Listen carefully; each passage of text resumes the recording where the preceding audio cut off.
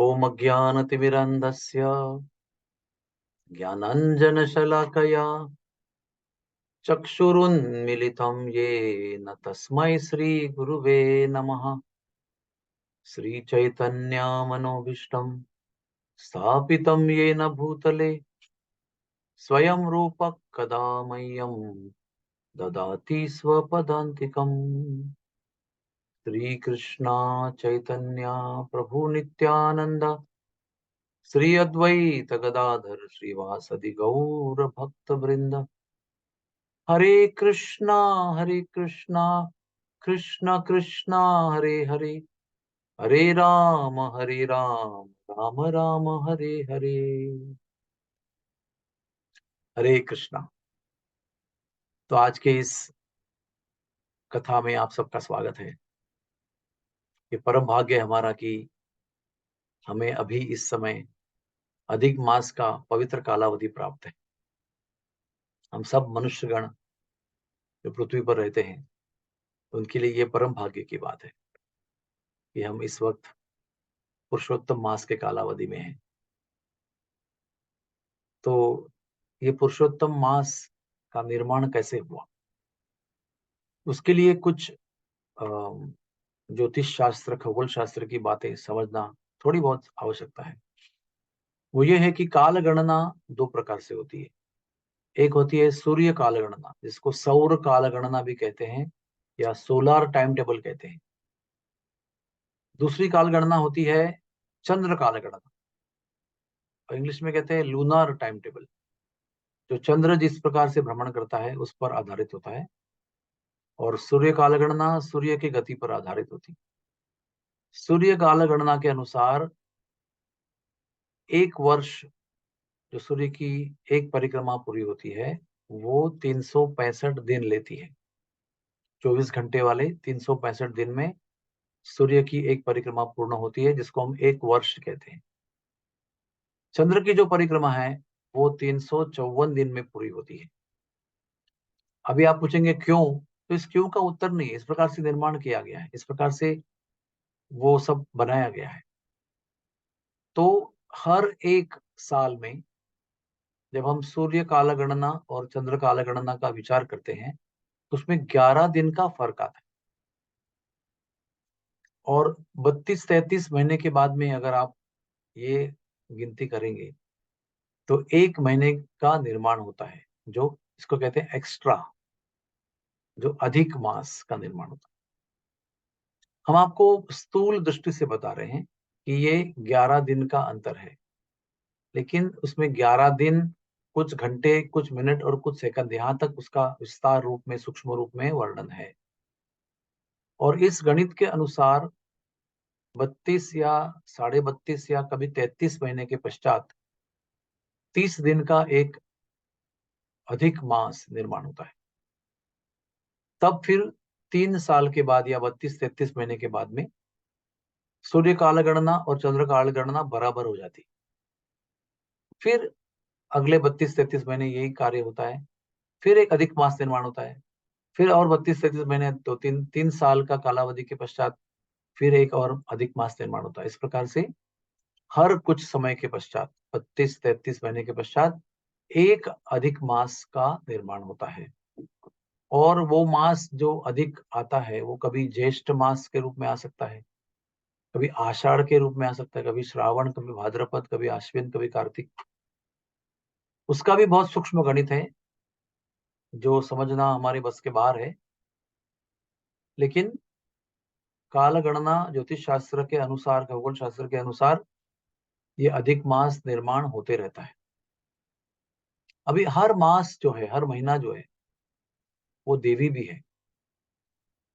इस सृष्टि में निर्माण किए हुए प्रत्येक वस्तु को व्यक्ति रूप भगवान ने दिया है।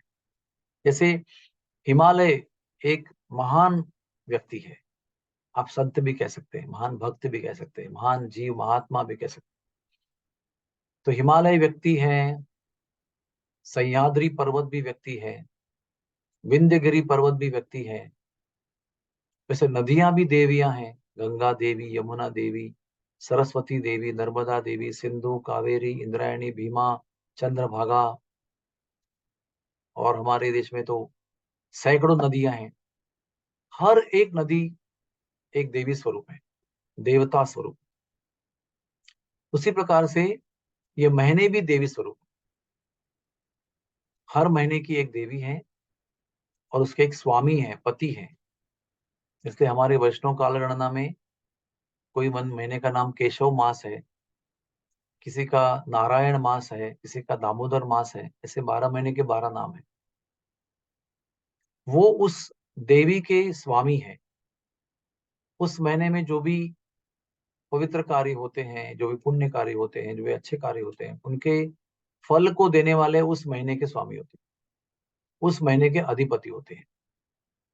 और अधिक मास के अलावा जब 12 महीने साल में आते हैं, तो वो हर महीने में सूर्य देव एक विशिष्ट राशि में प्रवेश करते हैं और उसको कहते हैं संक्रांति। जब भी सूर्य किसी विशिष्ट राशि में प्रवेश करते हैं तो उसको संक्रांति कहते हैं। जैसे कि मकर संक्रांति जो अंदाजे 14 या 15 जनवरी को हर साल आती है, उसको कहते हैं मकर संक्रांति, क्योंकि सूर्य देव उस समय मकर राशि में प्रवेश करते हैं। उस समय उत्तरायण का आरंभ होता है और वो बहुत पवित्र दिन माना गया है, बहुत पवित्र पर्व है। सारे भारतवर्षी विश्व के लोग पवित्र स्थानों में आकर स्नान करते हैं, दान पुण्य करते हैं, आध्यात्मिक कार्य करते हैं। बहुत ज्यादा लाभ अन्य दिनों से उस दिन लाभ होता है, प्राप्त होता है। वैसे एक संक्रांति होती है कर्क संक्रांति, में सूर्य कर्क राशि में प्रवेश करते हैं और दक्षिणायन का आरंभ होता है। इसमें 6-6 महीने का अंतर होता है। हमें लगता है कि केवल 2 ही संक्रांति है, नहीं, हर महीने में एक संक्रांति होती है। कभी वृश्चिक संक्रांति होती है, कभी कर कन्या संक्रांति होती है, कभी मेष संक्रांति होती है। और इन राशियों में प्रवेश करने के बाद जो संक्रांति होती है, उसी के कारण उस महीने में पवित्र मुहूर्त निकलते हैं। हमें मनुष्यों को, जो सनातन धर्म को पालन करते हैं, इनको मुहूर्तों की बड़ी आवश्यकता होती है, क्योंकि मुहूर्तों में हम पवित्र कार्य करते हैं। जैसे विवाह संस्कार करते हैं, नए घर में प्रवेश करते हैं, वास्तु यज्ञ करते हैं, या नामकरण करना है, हमको अन्नप्राशन कराना है, या तो मेधा संस्कार कराना है, या तो 16 प्रकार के संस्कारों का वर्णन दिया गया है। उसके अलावा भी बहुत सारी क्रियाएं हैं, कार्य हैं जो हम करते हैं। कुछ वस्तु खरीदते हैं, कुछ स्वर्ण खरीदते हैं, कुछ अलंकार खरीदते हैं, या अन्य प्रकार की खरीदी करते हैं। तो हम चाहते हैं कि अच्छे दिन, अच्छे समय ये सब होना चाहिए। जैसे दशहरे के दिन स्वर्ण खरीदने का पुण्य कार्य है, माना गया है, जिसमें अगर स्वर्ण खरीदी करनी है तो वो खरीदारी दशहरे के दिन करेंगे तो बहुत ज्यादा लाभ है उसका। वो हमारा स्वर्ण भी अक्षय बन जाता है। अक्षय तृतीया के दिन अगर कुछ गृह प्रवेश या विवाह या ऐसे कुछ कार्य करेंगे, वसंत पंचमी को करेंगे, तो उसका बहुत ज्यादा लाभ है। उसका लाभ भी अक्षय हो जाता है और वो कार्य भी सिद्ध हो जाते हैं। पवित्र कार्य हमारे कल्याण में, हित में हो जाते हैं। तो जब सूर्य किसी राशि में, किसी महीने में प्रवेश करता है, तो उस महीने के शुभ मुहूर्त निकलते हैं।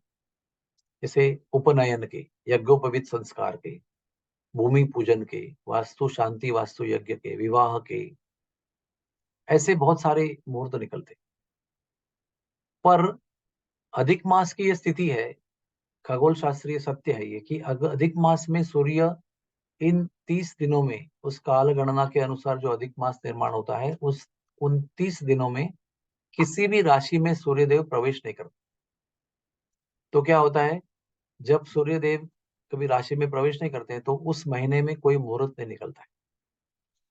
मुहूर्त नहीं निकलते हैं तो कोई पवित्र कार्य हो नहीं सकते हैं, विवाह नहीं हो सकता है, नए घर में प्रवेश नहीं हो सकता है, स्वर्ण की खरीदी नहीं हो सकती है।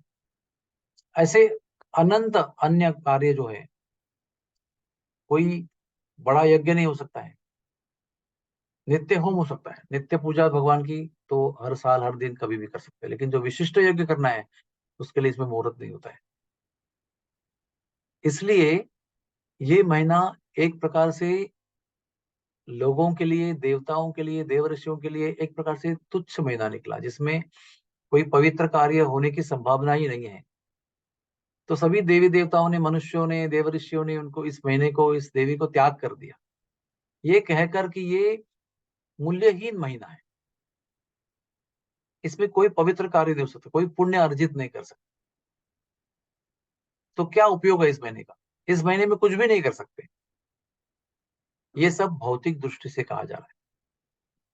मुहूर्त हम भौतिक कार्यों के लिए चाहते हैं, ताकि हमारी भौतिक वृद्धि हो, यानी सांसारिक जीवन में धन चाहिए, या कुछ विवाह होना चाहिए, पुत्र होने चाहिए, संपत्ति होनी चाहिए, जमीन होनी चाहिए। तो वो इसलिए उसके लिए मुहूर्त लगते हैं। तो सभी प्रकार के लोगों ने, सभी प्रकार के मनुष्यों ने, देवताओं ने इस महीने का त्याग कर दिया। चलो त्याग कर दिया, ठीक है, लेकिन त्याग के ऊपर निंदा भी की कि ये मूल्यहीन महीना है, महत्वहीन महीना है, ये तो निंदनीय है, ये तो एक शरीर से निकली हुई विष्ठा की तरह है, मलमास। मलमास यानी, इसको विष्ठा हम लोग स्टूल कहते हैं इंग्लिश में। तो मलमास, ये उपमा दी गई उसको। इतनी अवहेलना, इतनी निंदा की गई, जिससे वो देवी जो है वो इतनी परेशान, इतनी दुखी और कष्टी हो गई कि वो, उसको लगा कि मेरा निर्माण ही क्यों किया गया, मुझे मर जाना ही अच्छा है। इतनी विफलताग्रस्त हो गई, वो वैफल्यग्रस्त हो गई, उसे अपना अस्तित्व ही अर्थहीन लगने लगा। और दुखी होकर वो, जो इस ब्रह्मांड के विष्णु है, इसका नाम है क्षीर उदकशाही विष्णु, जो परमात्मा के रूप में सभी जीवों में निवास करते हैं। तो वो इस ब्रह्मांड के जो वैकुंठ है, लोकल वैकुंठ कहते हैं उसको, जिसको कहते हैं श्वेत द्वीप, वहां पर निवास करते हैं। और इस विश्व के जितने जीव हैं, उनके पास परमात्मा के रूप में निवास करते हैं, और सबको गाइड करते हैं, सबका अवलोकन करते हैं, निर्देश देते हैं, उनको साथ भी देते हैं। उनके पास ये सारे देवता, जब भी दानवों का, दैत्यों का, राक्षसों का संकट आता है, तो सभी इनके पास ही पहुंचते हैं। इनके पास यानी, ये श्वेत द्वीप जिस समुद्र में है, क्षीर सागर, उसके किनारे पहुंच जाते हैं।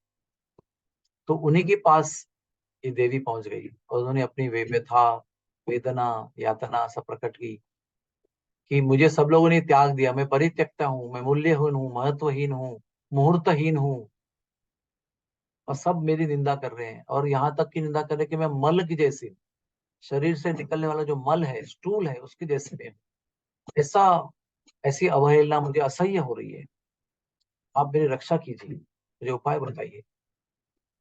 तो फिर जो क्षीर उदकशाही विष्णु थे, तो भगवान के, जो परम पुरुषोत्तम भगवान है, उनको पुरुष अवतार है। भगवान के तीन पुरुष अवतार हैं। एक है कारण उदकशाही विष्णु, जो महाविष्णु कहलाते हैं। दूसरे पुरुष अवतार है गर्भ उदकशाही विष्णु, जो ब्रह्मांड के मालिक हैं। और एक ब्रह्मांड में उनका विस्तार के रूप में और एक पुरुष है, जिनका नाम है क्षीर उदकशाही विष्णु। तो जब इन्होंने इनकी व्यथा सुनी, तो उनको बड़ी दया आई, और उन्होंने एक बहुत सुंदर बात कही उन्हें, कि हम आपको लेकर परम पुरुषोत्तम श्री कृष्ण भगवान के पास गौलोक वृंदावन में ले जाते हैं। और वो रोती बिलखती हुई इस देवी को, अधिक मास की देवी को लेकर वो चले गए गोलोक वृंदावन, जो परमोच्च लोक है। भगवान श्री हरि वहां पर निवास करते हैं अपने भक्तों के साथ, वो प्रेम का धाम है। वहां पर पहुंचे तो भगवान श्री हरि का दर्शन हुआ। श्री कृष्ण भगवान ने दर्शन दिया, श्री हरि ने दर्शन दिया, और पूछा क्यों रो रही हो, हमारे धाम में कोई रोता नहीं है, सब दुख दर्द यहाँ मिट जाते हैं, केवल आनंद ही आनंद चारों दिशाओं में फैला हुआ है, आप अपना दुख क्या है बताइए। तो विष्णु जी भी जो आए हुए हैं, वो भी निवेदन करते हैं। वो देवी रोती है, वो भी निवेदन देती है कि ऐसी ऐसी मेरी स्थिति है। तो भगवान श्री कृष्ण ने उनको कहा कि लोग आपके अंदर कोई शुभता नहीं है, कोई सद्गुण नहीं है, आप गुणहीन हो, ऐसे आपकी अवहेलना कर रहे हैं, आप मूर्तहीन हो, मलमास हो। मैं आपको मेरे अंदर जितने भी दिव्य अनंत गुण हैं, वो सब प्रदान करता हूँ। यहाँ तक कि मैं आपका स्वामी बन जाता हूँ, मैं आपका पति बन जाता हूँ, और मेरा नाम भी आपको देता हूँ। आपको इसके आगे पुरुषोत्तम अधिक मास के रूप में जाना जाएगा। मेरे सारे गुण, मेरा सारा व्यक्तित्व, मेरे नाम, ये सब मैं आपको दूंगा। तो हम क्या सीखते हैं इससे, कि हमारे पास कितनी भी मूल्यहीनता हो, अगर हम मूल्यहीन हो, तुच्छ हो, त्याग परित्यक्ता हो, सबके द्वारा त्याज्य हो, त्याग किए गए हो, और हमारे जीवन में बहुत वेदना, पीड़ा, कष्ट, क्लेश सब भरे हुए हैं, हमें यहाँ वहां नहीं भटकना चाहिए, हमें श्री कृष्ण के पास ही जाना चाहिए। अकामो सर्व कामो वा मोक्ष कामो वा उदारधी। शास्त्र में क्या कहा है कि अगर हमारे पास सब प्रकार की इच्छाएं हैं, काम वासनाएं हैं, तो भी हमको कृष्ण के पास ही जाना चाहिए, क्योंकि वो हमारी सारी इच्छाओं को पूर्ण नहीं करेंगे। जो हमारे लिए अच्छा है, जिसका फल देने से, जिस कर्मों का फल देने से आपका लाभ है, वही कर्म आपके पूरे करेंगे, वो वही इच्छाएं पूरी करेंगे। जैसे एक पिताजी के पास बालक गया और कहा, पिताजी मुझे आपके साथ सिगरेट पीनी है, शराब पीनी है। तो पिताजी उसको सिगरेट और शराब नहीं देंगे, दो तमाचा मारेंगे। वो तमाचा भी उनके प्रेम का ही लक्षण है। बालक की वो इच्छाओं, उन इच्छाओं को पूरा करेंगे जो उसके कल्याण में है, हित में है। वैसे ही हमारे पास अनंत इच्छाएं हैं, तो हमें भगवान कृष्ण के पास ही जाना चाहिए, क्योंकि वो देवी देवताओं की तरह केवल कर्मों को देखकर सारी इच्छाएं पूर्ण नहीं करते। वो हमारे हित में जो कार्य है, उसी को पूरे करते हैं। तो सर्व कामो वा या अकामो वा, किसी को कोई इच्छा ही नहीं है, वो तो विरक्त ज्ञानी व्यक्ति है, उसे भी भगवान के पास ही जाना चाहिए। और आगे क्या कहा है, मोक्ष कामो वा, यानी जिसको विश्व में कोई रुचि नहीं है, केवल उसको मुक्ति चाहिए, तो भी कहते हैं कि भगवान कृष्ण के पास ही जाना चाहिए। और किसी को वेदना है, कष्ट है, क्लेश है, उसे भी कृष्ण के पास ही जाना चाहिए। ये समझना बहुत आवश्यक है।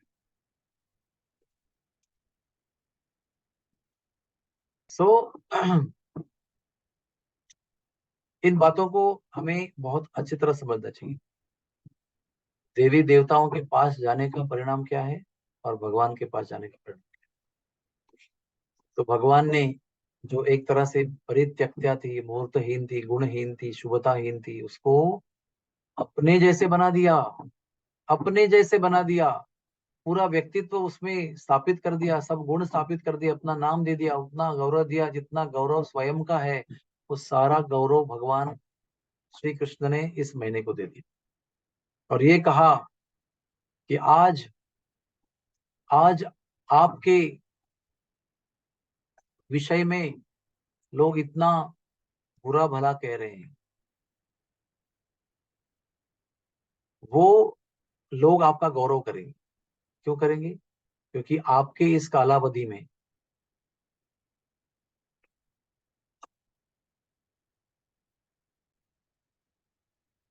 जो भी व्यक्ति आपके कालावधि में, अर्थात पुरुषोत्तम मास में, मेरा नाम का उच्चारण करेगा, मंत्रों का पुरस्चरण करेगा, व्रत करेगा, दान धर्म करेगा, वो व्यक्ति उसी जीवन के अंत में मेरे धाम में पहुंचेगा, मेरे साथ निवास करेगा, परम मोक्ष की प्राप्ति करेगा। ये भी वरदान भगवान ने दिया। इस तरह से दुखी, पीड़ित, विफलताग्रस्त देवी जो है वो आनंद से भर गई। मूल्यहीन जिसकी अवस्था थी, वो अमूल्य हो गई, परम मूल्यवान हो गई। ये हमको सीखना है। कृष्ण के पास जाकर कोई भी कभी भी दुखी नहीं रहता, कंगाल नहीं रहता, दरिद्र नहीं रहता। जिसकी शरण ली है, उसकी क्षमता के अनुसार फल प्राप्त होता है।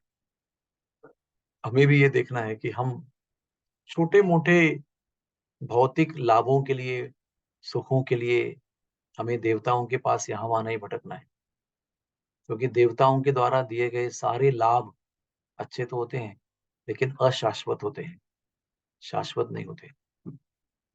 हमारी आत्मा के लिए हमें शाश्वत लाभों की आवश्यकता है, क्योंकि आत्मा शाश्वत है। आत्मा अशाश्वत वस्तुओं की प्राप्ति करने से संतुष्ट नहीं हो सकती। जब शाश्वत वस्तु आत्मा को शाश्वत वस्तु प्राप्त होती है, भगवान प्राप्त होते हैं जो परम शाश्वत है, तो आत्मा परिपूर्ण हो जाती है, समाधानी, संतुष्ट हो जाती है। इस प्रकार से फिर पुरुषोत्तम मास निर्माण, अधिक मल मास जो था वो पुरुषोत्तम मास हो गया।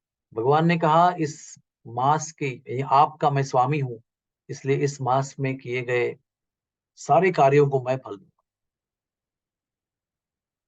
तो अभी हमारे हित में क्या है ये समझने का समय आ गया। तो इस महीने में सारे भौतिक कार्य जो हैं वो केवल कर्तव्य के रूप में कम से कम मिनिमम जितनी आवश्यकता है उतने ही करने। जैसे सोना है कुछ घंटे के लिए, जितनी आवश्यकता है उतना सोना है, अधिक सोना नहीं। भोजन करना है तो भी पर्याप्त मात्रा में जो आवश्यक है जीवन चलाने के लिए उतना ही करना है। और बाकी भी जो हमारे कार्य कर्तव्य, नौकरी, पेशा, धंधा जो है वो भी उतना ही करना है जितना आवश्यक है। और बचा हुआ सारा समय किसी भी छोटे मोटे स्वार्थी कार्य में व्यर्थ न करने के बदले में पूरी तरह से भगवान की सेवा में लगाना।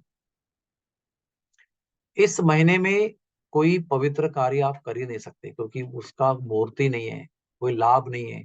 उसकी आहुति प्रार्थना स्वीकार करने के लिए देवता भी उपलब्ध नहीं है, क्योंकि उनके लिए वो माध्यम नहीं है मूर्त के अलावा स्वीकार करने का। इसलिए इस महीने में कोई नई खरीदी, नए घर में प्रवेश या कोई विवाह संस्कार या कोई किसी प्रकार का कार्य नहीं करना है। इस महीने में अगर कोई फल मिलेगा तो केवल आध्यात्मिक कार्यों को ही मिलेगा, और किसी प्रकार के कार्यों को इस महीने में इच्छित फल प्राप्त नहीं होगा। इसलिए ये ज्ञान होना बहुत आवश्यक है कि हम लोगों को इस महीने में केवल केवल भगवान के लिए ही कार्य करना है। तो दो प्रकार के कार्य हम इस महीने में कर सकते हैं। एक है निषेध, यानी जो नहीं करना है, जिसको इंग्लिश में डोंट्स कहते हैं। और एक है विधि, जिसे हम डूज कहते हैं, इसको हमें करना है। तो सबसे पहले हम सोचेंगे कि हमें क्या नहीं करना है, क्योंकि उससे हमको सावधान रहना है, क्योंकि भगवान ने स्वयं कहा कि इस महीने में अगर कोई पाप करता है तो वो नरक निश्चित जाएगा।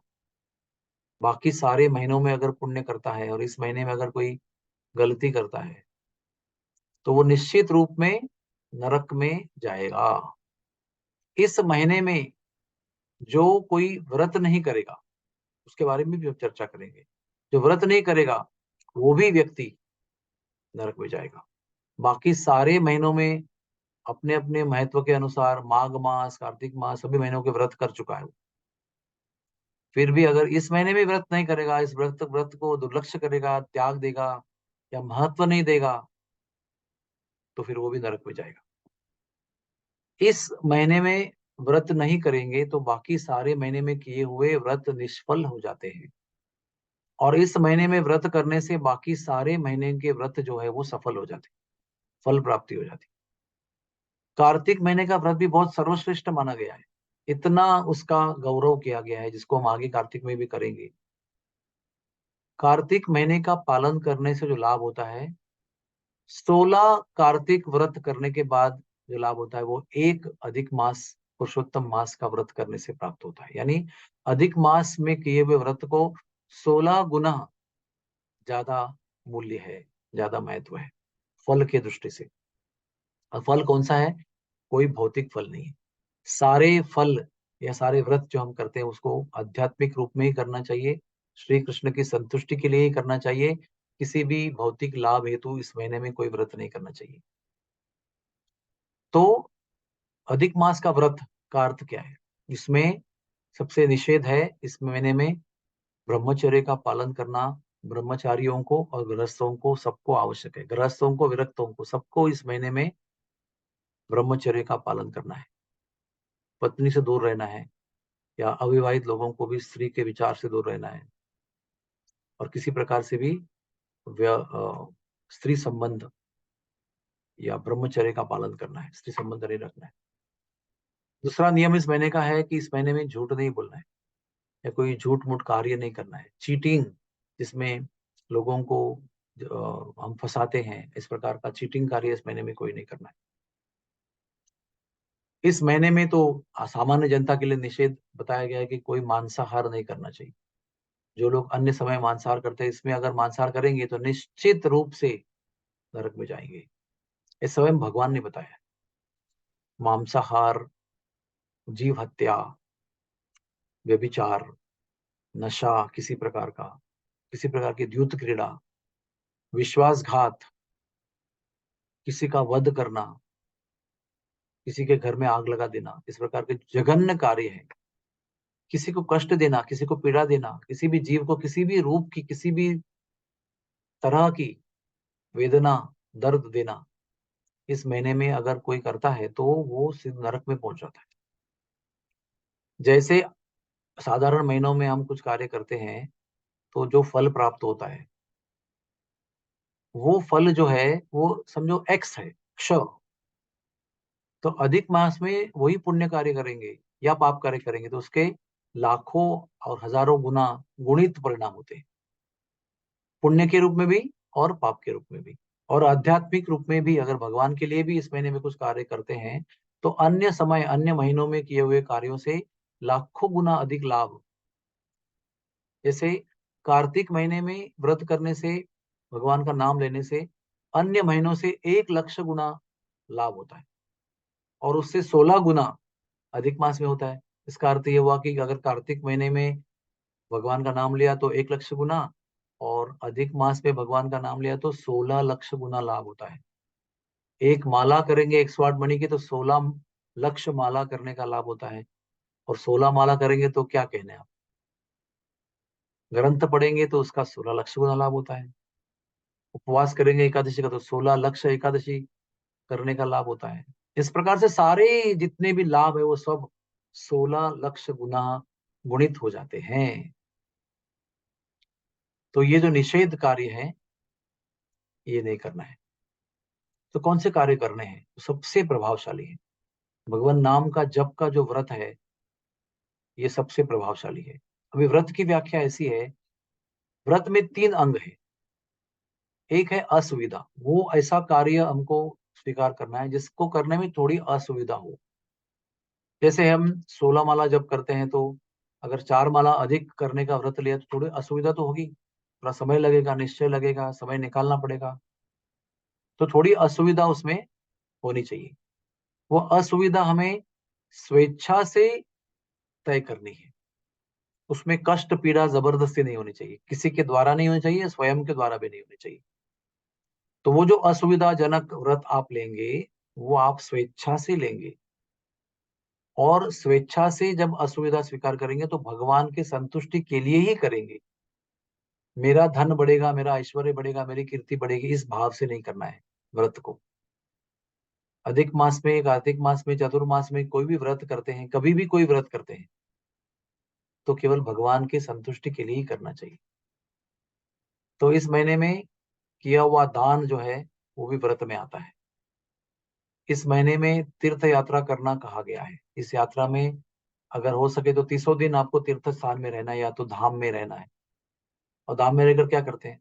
धाम में रहकर सबसे पहली बात करते हैं, संतों का संग करते हैं। संतों के संग में हरि की कथा, हरि की लीला सुनते हैं। संतों के संग में से सब स्थाने हेरि आमी प्रणयी भक्ति संगे, संतों के संग में हम पवित्र स्थानों का, लीला स्थलियों का दर्शन करते हैं, उनका कथा सुनते हैं। पवित्र स्थान धर्म धाम में जाकर हम वहां की पवित्र नदी में स्नान करते हैं। हर एक धाम में एक पवित्र नदी होती है। पंढरपुर में चंद्रभागा है, वृंदावन में जमुना है, कई जगह पर भारत में कई स्थानों पर गंगा जी है, नासिक में गोदावरी जी है, कई जगह उनका प्रवाह है, श्रीरंगम में कावेरी है, और कई जगह पर इंद्रायणी है, देहू में। तो हर एक तीर्थ में और हर एक स्थान में, धाम में पवित्र नदी होती है, उसमें स्नान करने का अति अति महत्व इस महीने बताया है। और पवित्र धाम में जाकर इन सारी क्रियाओं को हम करते हैं, वहां निवास करते हैं, वहां भगवान नाम का जप करते हैं, वहां व्रत लेकर भगवान के नाम का जप करते हैं, उसके अनंत लाभ बताए गए।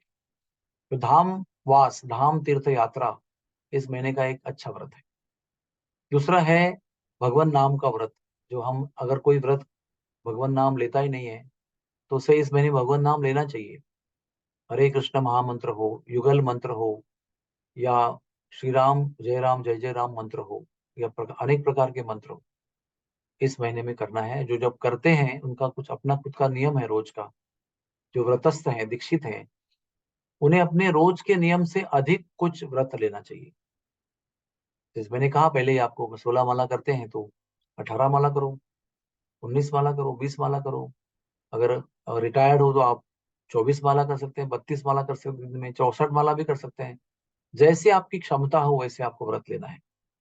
जो आपके क्षमता के और आपके आरोग्य के बल के बाहर है, ऐसा व्रत जो आगे जाके टूट सकता है, वो नहीं लेना चाहिए।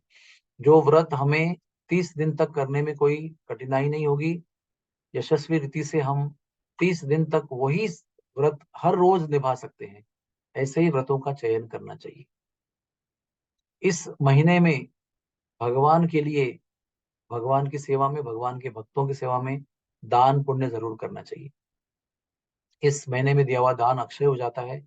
उस दान धर्म के कारण भगवान की प्राप्ति होती है। इस महीने में जो भगवान के स्तुति में, गौरव में कई प्रकार के श्लोक संग्रह हैं, अष्टकम है, कई प्रकार के, जैसे दामोदर अष्टक है, जैसे जगन्नाथ अष्टकम है, जैसे ब्रह्म संहिता है, जैसे ब्रह्मा जी की प्रार्थनाएं हैं, 15वां अध्याय है, जैसे भगवान का पुरुषोत्तम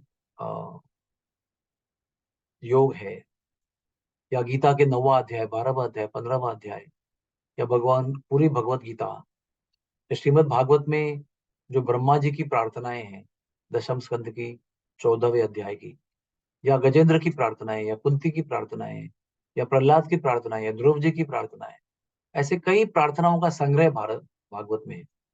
या राधा कृपा कटाक्ष है, नरसिम्हा कवच है, वराह कवच है, ऐसे अनंत प्रकार के श्लोकों का संग्रह हमारे वेदों में है, पुराणों में है, शास्त्रों में है। उनमें से एक या दो, या जैसे आपको समय है, इन श्लोकों का पठन रोज करना चाहिए। तुलसी को जल देने का भी महत्व है, उसका भी नियम बनाना चाहिए। सूर्य को अर्घ्य देने का, जलदान देने का भी नियम है, उसको आप ले सकते हैं। इसमें से कितने व्रत लेने हैं, इसमें कोई बंधन नहीं है। जो हम ले सकते हैं उसे लेना है। इसलिए स्वेच्छा बहुत आवश्यक है। स्वेच्छा से स्वीकार की हुई थोड़ी बहुत असुविधा। और खाने पीने के बारे में बताया गया है कि अच्छा है अगर आप कर सकते हो तो दिन में एक ही बार भोजन करना है, बाकी समय फलाहार कर सकते हैं। अगर शरीर का स्वास्थ्य आपको अनुमति दे रहा है तो, डॉक्टर भी अनुमति दे रहे हैं तो। और एक महत्वपूर्ण वस्तु है, कार्य है, व्रत है कि अगर इस महीने में आपको जिह्वा पर अगर नियंत्रण प्राप्त करना है तो किसी भी एक प्रिय वस्तु को त्याग देना है। जैसे आपको अगर समझो गुलाब जामुन बहुत प्रिय है तो हम उसको कह सकते हैं कि हम इस महीने में गुलाब जामुन ग्रहण नहीं करेंगे, या मीठा ही ग्रहण नहीं करेंगे, या तला हुआ ग्रहण नहीं करेंगे। इस प्रकार का भी व्रत ले सकते हैं। लेकिन जो व्रत विधि में आते हैं, करने में आते हैं, कुछ करना है आपको, श्लोकों का उच्चारण करना है, 4 माला अधिक करनी है, या भागवत का एक अध्याय पढ़ना है, एक श्लोक पढ़ना है, भगवत गीता का एक अध्याय पढ़ना है या एक श्लोक पढ़ना है, इस प्रकार की विधि में अधिक लाभ होता है। निषेध हमको पतन से या नरकवास से रोकता है। हमें केवल नरकवास रोकना नहीं है, हमें ऊर्ध्व गति, भगवत धाम में जाने की गति का भी लाभ लेना है। तो ये हुआ विधि निषेध का चर्चा। और इसमें महत्वपूर्ण बात यह है, जो भी विधि निषेध आप स्वीकार करेंगे उसको 30 दिन आपको पालन करना है। हो सके तो जमीन पर आप सो सकते हैं महीना भर, एक चादर पहनाकर, तकिया के बिना सो सकते हैं। लेकिन अगर स्वास्थ्य आपको अनुमति देता हो तो आरोग्य को नष्ट करते हुए व्रत नहीं करना चाहिए, क्योंकि आरोग्य नष्ट हुआ तो आगे का भजन भी नष्ट हो जाए। और एक बात महत्वपूर्ण कही गई है, जो हमारे परम गुरु, हमारे गुरुदेव परम पूज्य राधानाथ महाराज कहते हैं कि मनुष्य जीवन का हर समय, हर क्षण जो है प्राप्त, मनुष्य जीवन का, वो अधिक मास की तरह है। क्योंकि मनुष्य जीवन का हर क्षण, हर समय हमें भगवान के पास अधिक निकट जाने के लिए सहायता करता है। अधिक मास में और निकट जाने का लाभ है और लक्ष्य गुना लाभ है, लेकिन मनुष्य जीवन ही एक अधिक मास की तरह है, लेकिन उस मनुष्य जीवन में भी कम अधिक लाभ अलग अलग समय पर होते हैं। सवेरे ब्रह्मा मुहूर्त में जप करेंगे तो एक लाभ होगा, एकादशी को जप करेंगे तो दूसरा लाभ होगा, चतुर्मास में करेंगे तो और लाभ होगा, चतुर्मास के एकादशी में ब्रह्मा मुहूर्त में करेंगे तो तिगुना लाभ होगा। इस प्रकार के अलग अलग प्रकार के लाभ अलग अलग समय क्यों देख रखे हैं? क्योंकि हमको अगर सब समान लाभ हर दिन मिलेगा तो हम लोग उसको गंभीरता से लेंगे ही नहीं, क्योंकि हमारा स्वभाव है। अगर रोज जलेबी मिलेंगी तो हमको उसका बोर हो जाएगा, हमको लगेगा कि गुलाब जाम खाना चाहिए या कुछ नमकीन हो जाए। इसलिए ये समय समय पर लाभ के कालावधि आते हैं ताकि हम सतर्क हो जाएं और उन कालों में कम से कम गंभीर हो जाए और उन कालों का पूर्ण लाभ प्राप्त हो जाए और बाकी समय भी सुस्त न रहे, चुस्त रहे। इसलिए ये कालावधि, दिन में ब्रह्मा मुहूर्त, पक्ष में एकादशी, साल में 4 महीने, 3 साल के बाद अधिक मास, फिर जन्माष्टमी, फिर राधाष्टमी, फिर एकादशी, फिर इस प्रकार की जो माधव तिथियां आती हैं, ये अलग अलग दिनों में आती है क्योंकि हम फिर उसके लिए चुस्त हो जाएं, सतर्क हो जाएं। ये व्रत जो है, ये भगवान श्री कृष्ण पांडवों को मिलने के लिए गए थे। काम्य वन में जब वनवास आरंभ हुआ था तो पांडवों की वनवास की जो श्रीहीन, राज्यहीन, कीर्तिहीन अवस्था थी वो देखकर भगवान बड़े त्रस्त हो गए, बड़े क्रुद्ध हो गए और इतने क्रोधित हो गए कि उन्होंने पूरा ब्रह्मांड को भस्म करना चाहा। फिर युधिष्ठिर महाराज ने उनको शांत किया, उनको प्रेम से समझाया कि कोई बात नहीं, जो भी विधि विधान है हम उसको पालन करने को तैयार है। तो युधिष्ठिर की नम्रता, सहनशीलता और वैष्णवता देखकर भगवान बड़े प्रसन्न हुए और तब भगवान श्री कृष्ण ने युधिष्ठिर, द्रौपदी और उसके 4 भाइयों को मिलकर ये कथा बताई जो मैंने आपको बताई कि कैसे अधिक मास को भगवान ने पुरुषोत्तम मास बनाया और कैसे इस व्रत को प्राप्त करने से, उस व्रत को पालन करने से, पुरुषोत्तम मास के व्रत को निभाने से सारे दुखों का निवारण होता है, समृद्धि प्राप्त होती है, इस विश्व में रहते हुए समृद्धि, यश, कीर्ति प्राप्त होती है और जीवन के अंत में भगवत धाम की प्राप्ति होती है। ये सारा महात्म्य श्री कृष्ण भगवान ने पांडवों को, द्रौपदी को सुनाया और अनुरोध किया कि आने वाले पहले अधिक मास के व्रत को आप निभा लो, आपके सारे कष्टों का निवारण होगा और आपके इस जीवन के सब कष्ट मिट जाएंगे और जीवन के अंत में भगवत धाम की प्राप्ति होगी। तो आगे लिखा है कि उसके बाद जो पहला अधिक मास आया उसका पालन पांडवों ने, युधिष्ठिर ने अपने भाइयों के साथ, पत्नी के साथ में बहुत सुंदरता से निभाया और उसके पश्चात फिर महाभारत का युद्ध हुआ और दुष्टों का नाश हुआ, पांडवों की कष्टों की, यातनाओं की जो श्रृंखला थी उसका नाश हुआ। वो इस जीवन में समृद्ध संपन्न हुए और जीवन के अंत में भगवत धाम को प्राप्त किए। तो ये पुरुषोत्तम धाम का महत्व है।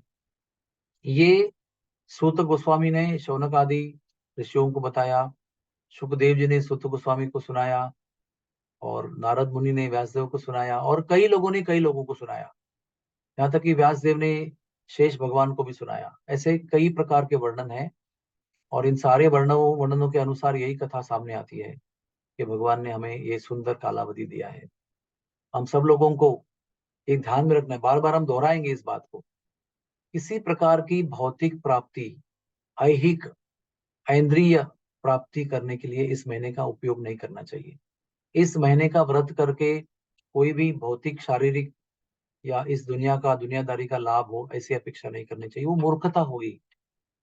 जो ये समस्याओं को उत्पन्न करते हैं, ऐसे भौतिक जीवन के जो कार्य हैं, वो भौतिक जीवन ही इसे नष्ट होगा और भगवत धाम की प्राप्ति होगी। पुनः पुनः आकर जन्म मृत्यु के चक्र में फंसने की आवश्यकता नहीं होगी। ऐसा ये व्रत का लाभ हो सकता है, तो हमें इस व्रत को करने से पुत्र प्राप्ति, धन प्राप्ति, यश प्राप्ति, कीर्ति प्राप्ति, जमीन प्राप्ति, भूखंड प्राप्ति के लिए खूब प्रयास करना है।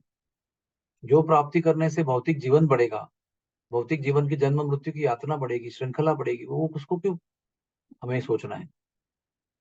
हमें एकाग्र होकर भगवत प्राप्ति के लिए, भगवान को प्रसन्न करने के लिए इस व्रत को पालन करना है। वो व्यक्ति सबसे बुद्धिमान है जो इस पूरे अधिक मास की महिमा, गुण और मूल्य को समझते हुए निस्वार्थ होकर, निष्क्रिय होकर केवल भगवत संतुष्टि के लिए ही कार्य करेगा, व्रत करेगा, वो परम परम लक्ष्य की प्राप्ति करेगा, गोलोक धाम की प्राप्ति करेगा। तो आइए हम सब मिलकर ये 18 जुलाई 2023 को आरंभ होने वाले और 16 अगस्त 2023 को समाप्त होने वाले महीने में अपने क्षमता के अनुसार व्रत ले लें निश्चित रूप से, और एक व्रत का अगर पालन करेंगे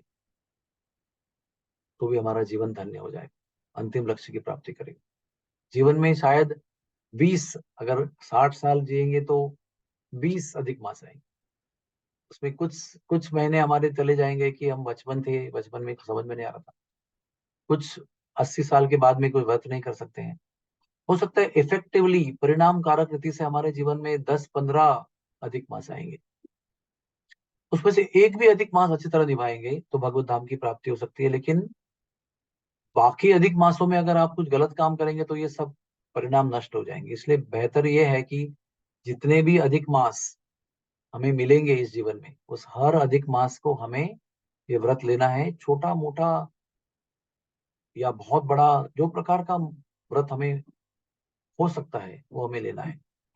यहाँ तक कि अगर हम कहते हैं कि हम एक माला 10 मिनट की एक्स्ट्रा करेंगे और कुछ भी व्रत नहीं लेंगे तो भी पर्याप्त है, तो भी वो व्रती है व्यक्ति।